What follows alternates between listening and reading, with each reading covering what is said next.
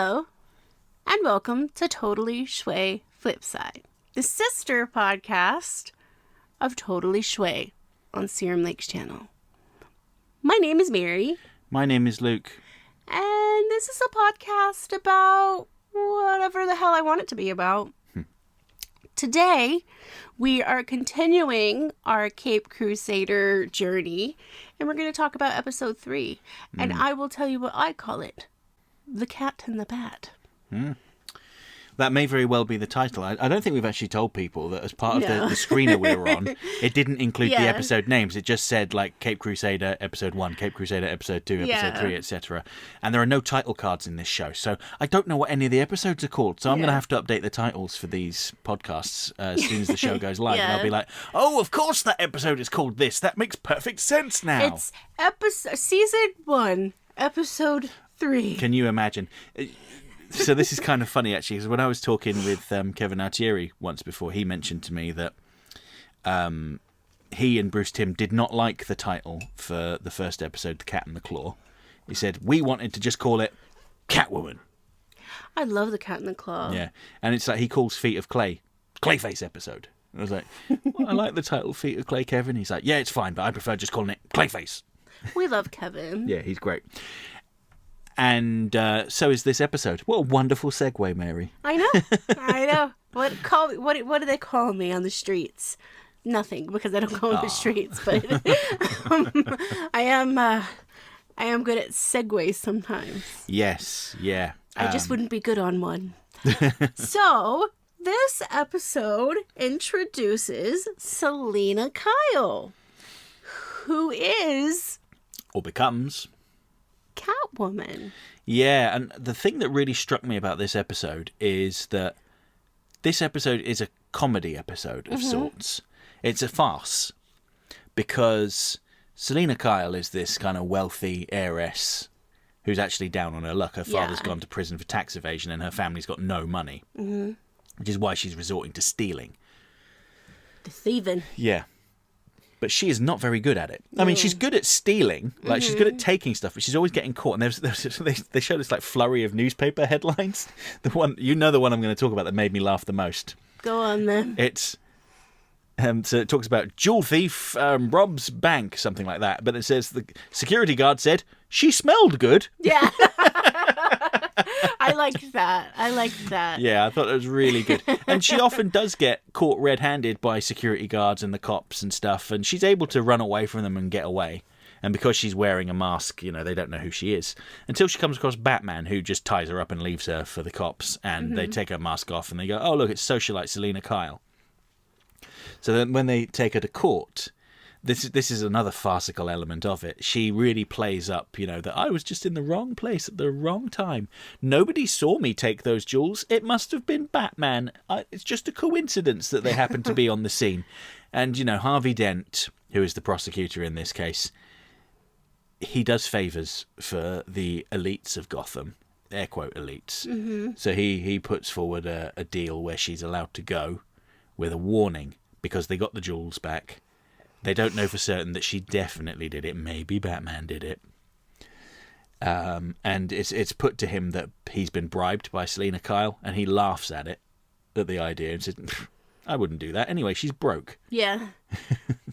I like how he denies it, but knows that she's broke. Yes, yeah. And it's funny, though, because there's a kind of... Barbara Gordon brings up a parallel to one of the earlier episodes where he was pushing for 20 years in prison for one of her clients, and you know, she says, why is it when it's one of my regular clients, one of these regular people, you're pushing for 20 years in prison or the death penalty, but when it comes to her, she gets to walk away scot-free? And it's a very good question, and I hate to bring it up, but it's white privilege. White privilege. You know, she turns on the waterworks and goes, oh, I'll never do it again, Your Honour. And, you know, she's allowed to, she's given the opportunity. Yeah, and then she ends up with a Catmobile. Yeah, she doesn't give up, does she? No. Do you want to talk about the Catmobile? Go ahead. I loved it. And if Todd McFarlane doesn't come out with a Catmobile that I can buy, I'm going to be pissed. Todd. I am saying it right this time. Yes, Todd. Please. Love you. Mean it. Yeah, well, I'm kind of surprised he hasn't announced Caped Crusader figures already, because Todd McFarlane, he does not mess around. He jumps on stuff immediately. But he does it well, too. Yeah, he does. I mean, they're mostly... like the animated series figures he's been releasing are mostly re-releases with Build-A-Figure figures. You know, each figure in a set of 4 comes with a piece that, when combined, builds a new character. Yeah, for sure. Kind of hope he doesn't do that for Caped Crusader, although I would absolutely love him to do some Caped Crusader figures. You know, Batman, Catwoman, Harley Quinn, Two-Face, Clayface, Onomatopoeia, Gentleman Ghost. Oh. But if he did, we're sidetracked. If we did get a Build-A-Figure, who would you want to be the Build-A-Figure? That's a damn good question, because the Build-A-Figure tends to be like an obscure character that they wouldn't sell on their own. So I would say... I want to say the kids. The kids? Yeah. Build-A-Figure kids? No, we can't talk about the kids. They haven't been in the show yet. But that's I'm not saying who the kids are, but I'm saying like one of each of them in each thing. I think it would be good if the Build-A-Figure was Alfred. Husky Alfred. Yeah. What about Commissioner Gordon? I just want them to have an Alfred figure, just whatever. And a Commissioner Gordon. If Commish Gordon isn't like not a Build-A-Figure, if he is not just like one of the regular figures, I'd be pissed. Yeah. Well, they're more likely to do the flashy figures that are going to sell, the ones that are visually interesting. I reckon it would be Batman. Look, Todd, Luke's going to buy anything, okay? Well, yeah, okay. You do a Leslie Tompkins action figure, I'm there, mate. I'm there. Yeah. I'm just like, all right, take me money. All right, I've pre-ordered it. I've paid for it up front. He's used the M word. He called you a mate. So, yeah. Let's get back to the episode. Yeah, we've gone on a big of a tangent. Excuse me. Catmobile, awesome. Really reminds me of the Joker mobile. Yeah, so that was something that was in the comic books in like the 50s. It might even have been the 40s as well. So this is like a real deep cut reference, the kind of thing I appreciate. And I feel like, from what I know about James Tucker, I feel like this is his influence. Because if you've ever seen Brave and the Bold, that whole show was like a love letter to that era of the comic books. And when he became like one of the main character designers on Justice League Unlimited, he always went with the comic book accurate costumes for the villains rather than redesigning them and streamlining them. So I could be wrong, but I feel like that's a bit of a James Tuckerism there. Let's talk about the Panther. You're done talking about the car. Yeah. You didn't describe it, though. Oh, yeah. So it's a big purple car. Oh, yeah. I mean, I'm going to drive this car one day. It's got a cat head on the front, and the lights look like cat eyes. Yeah. And the engine literally purrs. Yes. She only uses it once. Yeah. Because she gets caught again. Yeah, obviously. No, it is a car that I would totally drive, and if anyone touched it, I'd be like, paws off, bitch. I said the B word. Oh no! Well, you swore more than Caped Crusader did. Yeah, they almost did. Almost a couple times. They were like, "What the?" Yeah, you son of a. You son of a. And I just wanted to say it out loud. I'm like, come on. You did a few times. Yeah, like do it. I'm the bad influence. Like, do it. No, you're offending Bruce Timm's ears. He's in the corner now with his fingers in his ears going, no, I can't hear you. All right. So there's a few things I want to talk about in this episode other than the car. I love the car. It was a great homage to the comics. Yeah. But also it's just, it's one of those fun little things. It adds to the funness of the episode. Yeah. Yeah, and that's the thing. We've had these kind of dark and slightly gritty stories, and there are way more to come. But this one is just, I mean, it does have its dark moments as well, which we'll get to in a minute, but it's just so much lighter and funnier. And you made a remark, there's a scene where the news are reporting on Catwoman's release without charge, and Batman's standing there in like these little golden shorts, punching a punching bag, like, I can't believe they let her go. Yeah. One thing that I like is I believe that the Panther and the, obviously the other stray cats and everything was like the homage to her, always catching strays and ISIS, and sometimes they call it the Cat Midnight. And I love that. What do you think? Yeah. I thought it was very funny. after she promises not to rob jewelry stores anymore, she starts robbing people's houses. Mm-hmm. You know, so she's broken into these apartments. She's going through their safes, taking the money. She takes the cat. Yeah, too. then the cat comes up to her and like befriends her. And she's like, "Oh, you're coming with me." Yeah, Mm-hmm. she takes them away and starts feeding them. Yeah, and you know this. I can imagine she's done something similar with that black cat. You know, the big panther from a zoo. And again, it's a callback to the old comics because she would have a big black cat with her then. I don't think it was called Isis. I like the idea that it is called Isis, though. And that her version of that dear sweet animal from Batman the Animated Series is a massive panther. You know, we have all of the fun stuff and all of that. But there's one thing in this is we see little Bruce. Oh, so before we move... Okay, let's move on to the subject of like the more unpleasant stuff in this. Before we move on to talking about Little Bruce and the flashback, can we just talk about Bullock and Flass for a second? Oh, yeah. Because you know what they do to Catwoman, or they try to do. Okay. So they arrested her the first time, and Harvey Dent let her off, and it made them look incompetent, Yeah, so they're for sure. angered by it. Yeah. So when they catch her at the museum after Batman's been fighting with her, they try to murder her. They shoot her in the leg to stop her from running. And then while she's laying there on the floor, clutching her wound, they want to shoot her in the face. And then Batman intervenes and saves her. Oh, yes. And now that got pretty dark pretty quick. It did. Yeah. Because You took it there. yeah, she had embarrassed them. Not intentionally, not directly. No. It was Harvey Dent that had embarrassed them. Yeah. But they can't do anything to Dent, so they try to take it out on her. The prince. Yeah. And as you were just about to talk about, the episode also has... I mean, I suppose we should provide a little context in that, you know, Bruce Wayne punches out a journalist that makes a shitty remark about Bruce's mother. And, yeah, because... It's a true remark, but it's unpleasant. Selena is admiring Bruce's pearls, $30,000 to $40,000 pearls, and obviously that starts a little journey there. Yes. And then a journalist says, "Oh, it's been this." Yeah. Why would you wear something that Crime expensive Alley. in Crime Alley? You're just asking for it. Yeah, and Batman overhears and punches him out. Yeah. One punch. before we talk about Little Bruce, how we get to Little Bruce Yes. is HQ.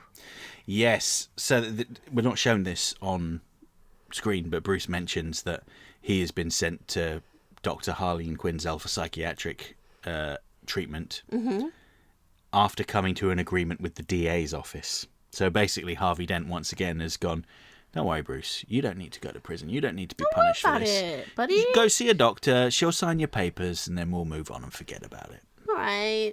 Yeah, so it's kind of greasing the wheels. Yeah. Yeah. And Harleen Quinzel is very interesting. I used the interesting word again, I'm sorry. So with Harleen Quinzel, let's call her Dr. Quinzel, medicine woman. Not your typical psychiatrist. She makes jokes. She's quite immature for a psychologist or a psychiatrist, in my opinion. Well. Or really great actress. And it's different than what you would normally expect from a doctor. Yeah, I think her jokes, though, are very specific and very, Yeah, definitely. very clearly intended to comment on, you know, Bruce, what her assessment of Bruce is. And you'll find out in a later episode, which I'm going to say this a lot, why they are specific. Yes, yeah. But she's trying to try and understand the cause of his rage. And she asks him questions like, don't you have anyone you care about? Don't you have any hobbies? Is there no one that cares about you? You just seem like a hollow person. This has got to be a facade you're putting up. Who is the real you? And he just laughs it off and goes, no. But while she's talking to him, he's remembering that night that his parents were murdered. Yeah. And thankfully, they don't show the murder ever. They don't do another... Like, nobody needs to see another slow motion shot of pearls falling on the ground and gunshot, etc. I think they handle the whole murder very tastefully. But I think that as well. you've got... Sorry, go on. Oh, one thing I do want to mention is they involve Alfred in this. Oh, yes, yeah. And I think that's very important to talk about because Alfred, throughout this entire series, feels guilt about something. We're not completely 100% sure why, but it could be because he saw what he did. Yeah, there's a scene, isn't there, toward nearer the end of the episode where you see Alfred's like hanging around the car, just like polishing it, keeping himself busy outside a crime alley. Then he hears the gunshots and he immediately stops dead. He knows what's happened, but he goes running down the alleyway anyway. And then we don't really see what happened after that. Earlier in the episode, they showed Alfred with Bruce while he was being questioned by the police, and they ask him, did you see the guy? What colour was his hair? Just tell us something about him. And Bruce is just sat there, wide-eyed, going, I couldn't see him. I don't know anything about him. He was just a big shape that shot my parents. And Alfred takes him away, and, with the best of intentions, he says to him, oh, perhaps when we get home I could make you some cocoa. That'll be nice, won't it? Like, yeah, sure, cocoa's really great at curing trauma, right?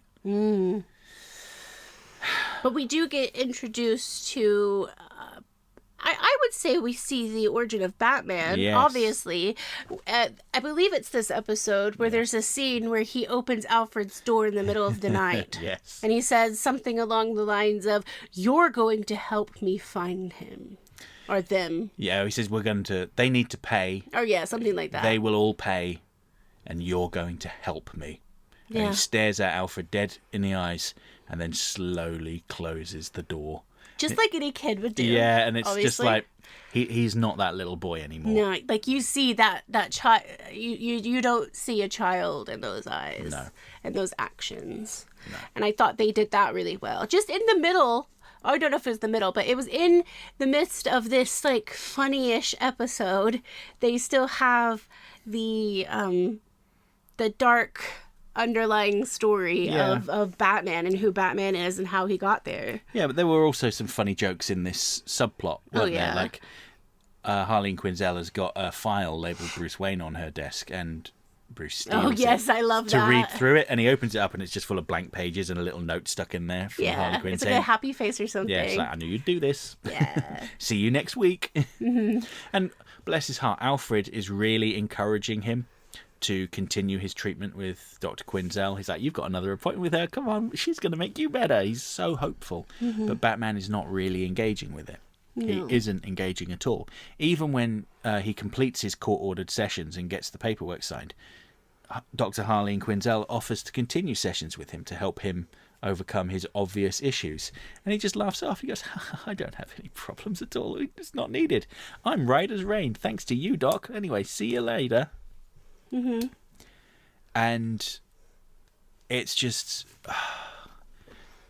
Alfred is so, as you said, he seems guilty about something. Yeah. And he's trying to be supportive towards Batman. But we just don't see Bruce wanting the help. No. There was, I can't remember if it was this episode. I might be spoiling something for a later episode, where Alfred starts talking to Batman about something personal. And Batman interrupts him and goes, this coffee is cold. Yeah. And Alfred goes, oh, I'll go get you a fresh jug. Yeah, but we do see that Bruce does love Alfred. Yeah. Soon. But, yeah, let's talk about one of the characters in this. I don't know why I screamed that. Characters. One of the characters in this that you could easily forget about. Oh, I know. Greta. Yes, Greta, Catwoman's maid. Yeah. So she's a comedic figure as well, isn't she? Because when we meet her, she's dealing with the bills that are coming in. She says, they've all got like past due stamps on them. She says, final notice. She says, Miss Kyle, these bills are stacking up. And she goes, put them with the others, and chucks them in the fire. Sounds like my childhood. Yeah. And, she's like saying, you've got to pay these debtors. I would also like to be paid once. It's been 3 years since I was last paid. So, Greta clearly has some loyalty and devotion but to you Selena. hear that animosity as well. Yes. She masks it as like a jokey comment, but it is true. Very true. And when Catwoman is finally caught and proven to be Catwoman stealing the jewels, because by the way, Batman uses a press photographer to take pictures of her while she's on the scene, and also takes pictures of Batman. By the way, I told you who that photographer was, didn't I? And his name is Eel O'Brien. And he will one day, or at least in other DC properties, he becomes Plastic Man. Ooh. Yeah, and he's voiced by Tom Kenny, who's SpongeBob. Oh. Yeah. Oh. But Can't judge someone for their past roles. But it's funny when she's caught definitive evidence. She needs to get bail money, so she calls up Greta and says, "Right, you need to start selling the possessions." And she goes, "I already have, and I am going on a cruise. I'm taking my pay." In sight. Yeah, all the cats are gone. The whole place is empty. All the possessions gone. Selena Kyle's going off to prison. Greta's going off on a nice cruise. So all's well that ends well. I just worry about the cats, the fictional cats. Yeah, well, they're all fine. Bruce Wayne has funded a cat sanctuary, and they're all there. Are you just making this up now? Yes, I am. I didn't hear that in the episode. So yeah, that's pretty much episode 3. I really liked it. I liked the good balance between the dark and the humor. Yeah, there's not a lot of humor in this show, but this episode's a really good example of it, and there's just such a nice contrast between like the campy Silver Age stuff, like the Catmobile, and the way that Catwoman just acts. James Tucker described her as flighty. That's a very good way to describe her. Yeah. But then you compare it to like even the earlier episodes, the noir detective story in episode 2 about murder and betrayal, and this was a refreshing in between. Yeah, it was really good. The costume was great for Catwoman. Yeah, it's very authentic to the 40s comics. Yeah. I really loved it, and I'm very critical of Catwoman costumes. I think we have almost a whole podcast, or a big chunk of a Totally Schway podcast that talks about that. And I liked it. Was it one of my favorites? Yes. Yeah. And